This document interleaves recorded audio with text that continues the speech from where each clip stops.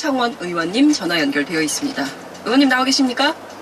네, 안녕하세요. 네, 안녕하세요. 네, 반갑습니다. 네. 네.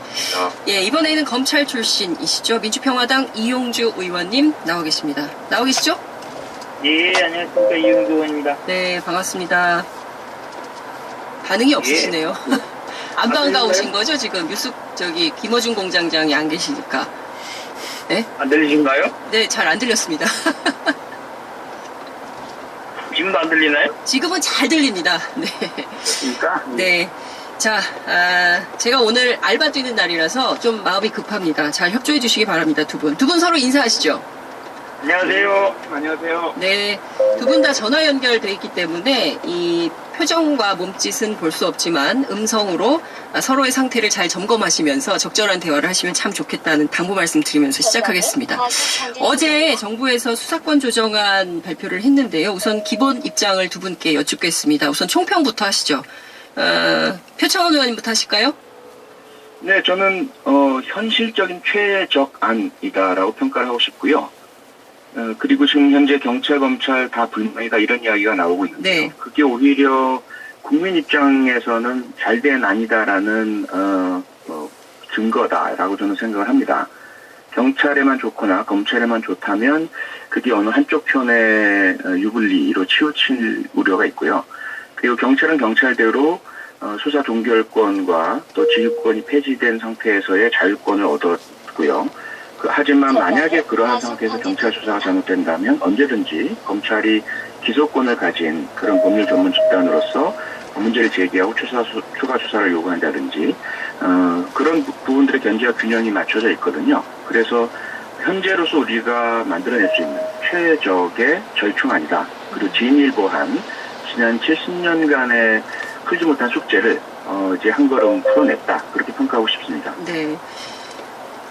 이용주 의원님 어떻게 보세요?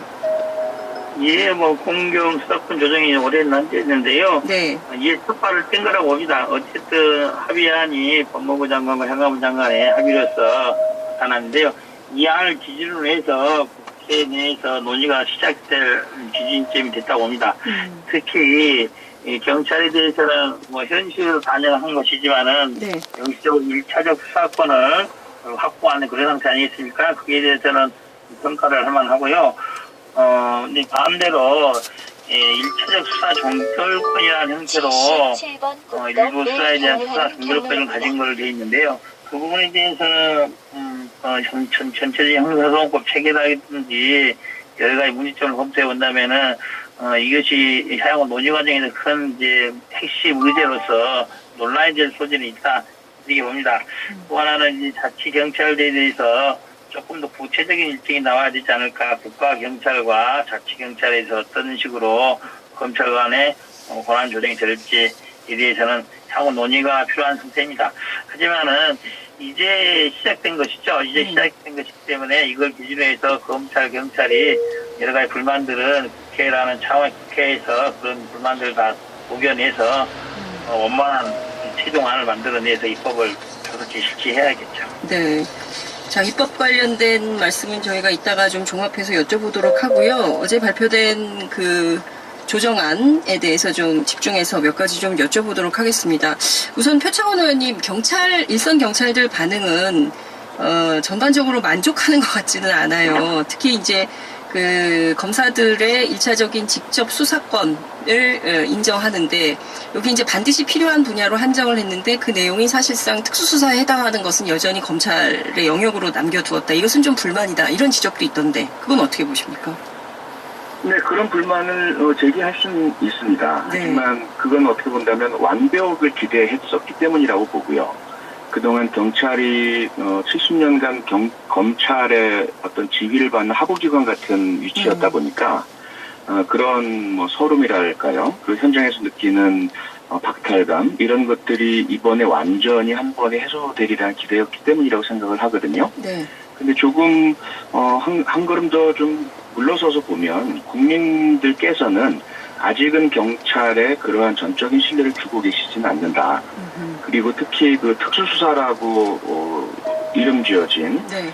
경제 범죄라든지 그리고 부패 범죄 뭐 이러한 부분, 선거사범. 조직범죄, 네. 선거사범, 이러한 부분들은 그 경찰이 그동안 사실은 적극적으로 안 해왔기 때문이기도 하거든요.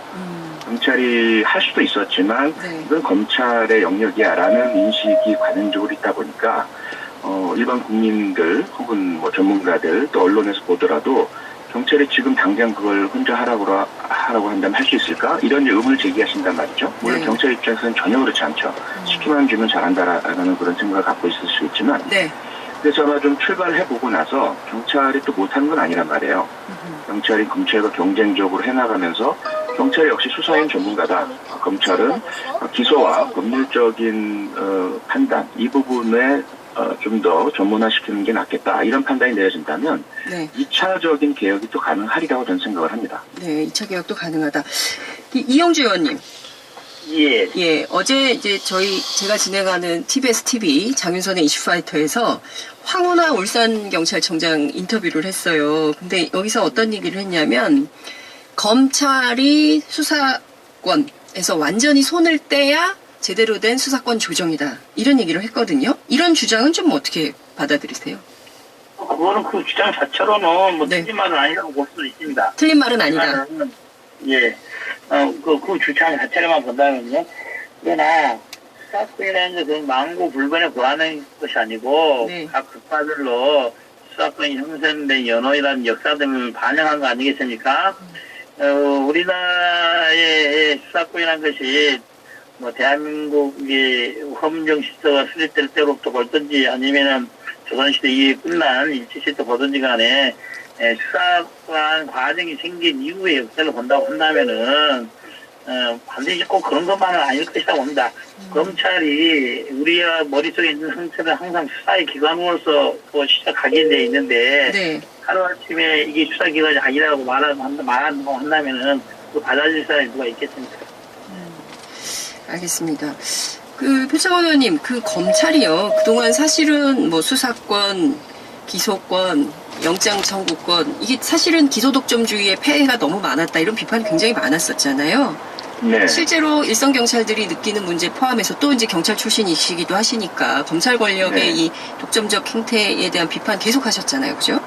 네, 20년 동안 했습니다. 네. 20년간 검찰을 비판해온 표창원 의원님. 네.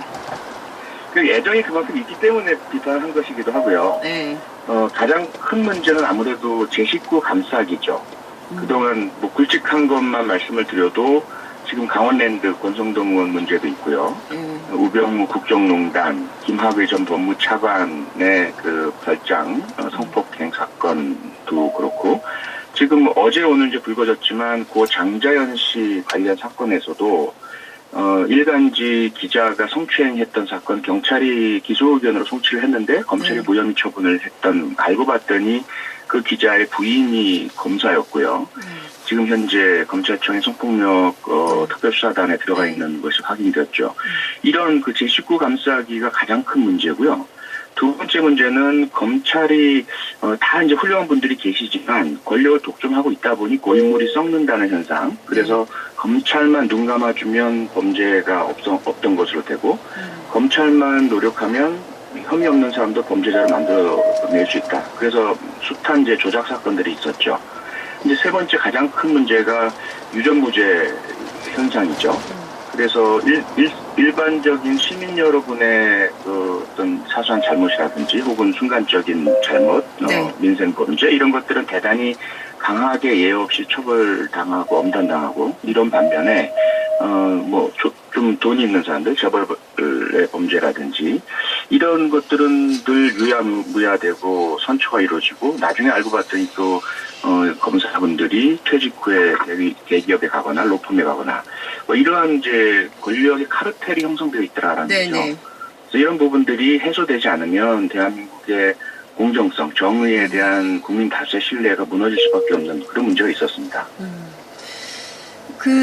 검찰의 제19 감사기 때문에 제대로 수사가 안 됐다. 그래서 수사 기소 분리해야 된다. 이제 이런 주장을 하시는 건데 이용주 의원님 어떻게 보세요? 그렇게 하기에는 또 경찰도 실제 국민의 신뢰가 높은 것은 아니다. 이런 반론도 검찰 쪽에서는 할 수 있지 않겠어요?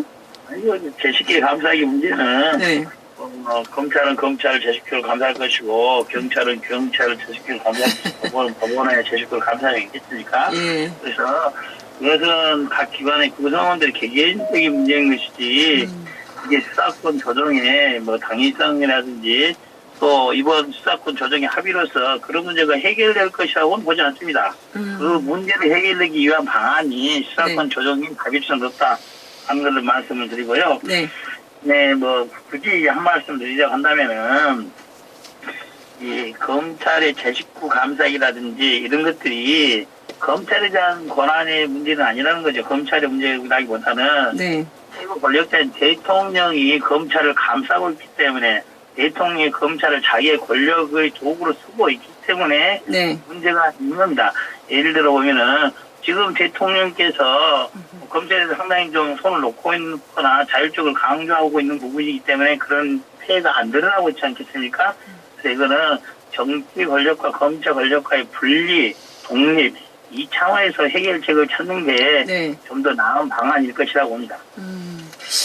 그런데 어찌됐든 지금 뭐 검경 얘기하기 시작하면 뭐 한도 끝도 없고 굉장히 오래된 논란이었기 때문에 이게 제대로 되겠냐라는 뭐 얘기도 있지만 어쨌든 지금 이번에 나온 조정안을 쭉 살펴보면요. 어쨌든 앞서 말씀드렸던 것처럼 특정 사건에 대해서는 검찰이 직접 수사권도 갖죠. 그 다음에 송치 후 수사권도 갖게 되죠. 그리고 경찰 수사에 대한 보완 수사 요구권도 갖게 되죠.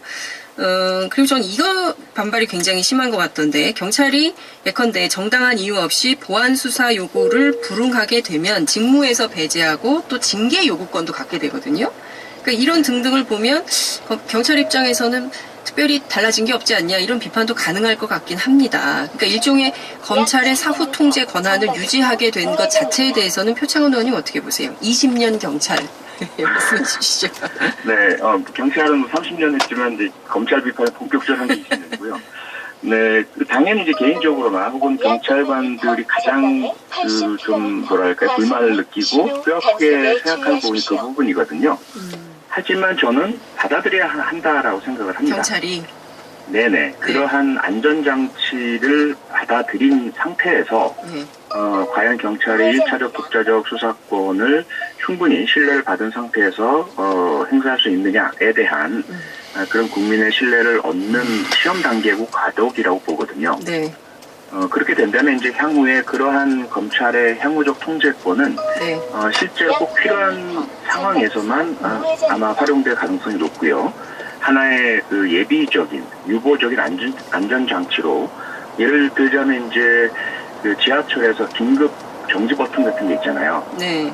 근데 그게 있다고 해서 상시적으로 그게 눌러져서 운행이 중단될 수 있다. 이런 우려가 처음에 제기가 되겠죠. 근데 실제로 운영하다 보면 그렇진 않거든요. 그러한 부분이라고 저는 생각을 하고요. 네. 그래서 검찰도 마찬가지로 그러한 사후적 통제권이 주어졌다고 해서 이걸 과거에 경찰을 지휘하던 시대처럼 수시로 자주 남용을 한다든지 또는 말을 잘 안 듣는 경찰 간부를 길들이기 위한 수단을 사용한다. 그렇게 되면 검찰 스스로가 점점 더 국민 신뢰를 잃을 방향으로 갈 수밖에 없기 때문에 네. 그런 제도적 안전장치로서의 존재 그 부분을 좀 받아들여야 된다라고 생각합니다. 네. 이용주 의원님도 같은 생각이세요? 뭐 같은 생각이긴 한데요. 네. 분명히 기재가건 이거죠. 지금에 나와 있어 6월에 나온 합의안에 포함되어 있던 네. 경찰에 대한 보안 조사 요구와 함께 네. 따르지 않게 공개를 할 수 있는 규정이 있지 않습니까? 네네네. 징계권. 이건 새로 생긴 규정이 아니고 네. 지금까지 있어 왔던 규정입니다. 있어 왔던 규정이고 네. 제가 알기로는 지금까지 그런 규정은 형식적으로 있었으나 이 그런 규정에 따라서 검사가 경찰에 대해서 징계를 요구해서 징계 받았던 그 전례가 있는지 거의 없는 사문화된 거죠. 사문화된 부분이고 이제 이 문제는 뭐 어떤 걸로 봐야 되냐면은 수사 지휘나 수사 요구라는 말이 나왔던 이유는 그게는 검찰이 수사와 별도의 기소기관이 또 기능을 하고 있지 않습니까? 국가기관 내에서. 네. 기소기관으로 된다면은, 수사한 결과를 법원에 기소할지 말지 결정을 하고 그 기소할지 말지 결정할 때 충분한 수사가 되는지 충분한 증거가 있는지에 대해서 네. 직접적으로 필요하다면 검찰이 직접적으로 보완 수사를 할 수도 있고 그렇지 않고 경찰을 통해서 하는 게 더 효율적으로 생각된다고 한다면 그 부분을 경찰로 하여금 추가적인 수사를 하도록 하는 겁니다. 네. 그렇게 하는 행식을 명칭을 수사 지휘라고 볼 것인지 보완 수사 요구라고 볼 것인지 형식상으로만 언어의 병명에 불과한 것이지 네. 이것은 검찰이 기소기관으로서 기능을 담당하기 때문에 본질적으로는 바뀔 수 없는 것이라고 봅니다. 네. 자, 이번 내용을 보면요. 간과할 수 없는 것이 사법경찰, 자치경찰 이렇게 구분을 했어요. 그래서 이렇게 보면 수사하는 경찰과 그리고 행정하는 경찰 이렇게 나누고 있는 거 아닌가. 결국에는 이게 어쨌든 우리가 검경 수사권 조정을 계기로 해서 수사청 또는 기소청 이렇게 수사기관의 새로운 뭐라고 해야 됩니까? 구조? 새로운 구조를 만들기 위한 수순을 밟고 있나? 뭐 이런 생각도 좀 드는데 표창원 의원님 이런 부분은 좀 어떻게 해석을 좀 해야 된다고 보십니까? 우선은 경찰 내에서의 수사권 독립 이렇게 이해하시는 게 가장 정확할 것 같고요. 경찰 안에서의 수사권 독립. 네네. 네. 그러니까 경찰에 대한 이제 일방적 직위로 인한 폐해도 많았지만 네. 경찰은 경찰대로 내부에서 지난 대선 당시에 국정원 여론조작 의혹 사건에서도 서울경찰청 네, 당시 김용판 청장의 네. 부당한 개입의 문제가 심각했잖아요. 네. 그때 김용판 당시 서울청장이 뭐라고 했냐면 나는 수사를 잘 모른다 이렇게 이야기를 해요. 그러면서 실제로는 지휘권자로서의 그런 청장이. 네, 그러니까 그게 뭐냐면 이게 이제 총경 이상 간부가 되면 수사에 직접 참여하지 않는 고집이 있는 사람들은 수사를 잘 모릅니다. 그런데 그들이 가지고 있는 인사권 등을 활용을 해서 수사에 개입하는 일들이 있었거든요. 수사 전문성도 없으면서.